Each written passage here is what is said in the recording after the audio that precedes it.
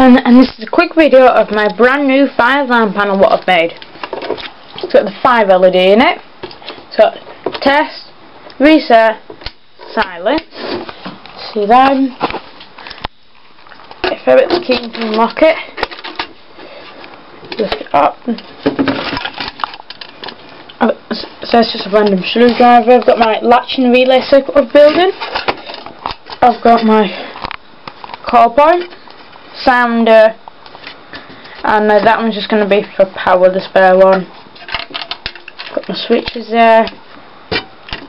I might put the green LED inside so you can see that if there's a fire. So yeah, oops, I better move that. That's my light. Yeah, so and this will be in system test 16 of the 5-lamp system. It's going to have full latch and relay circuit in it.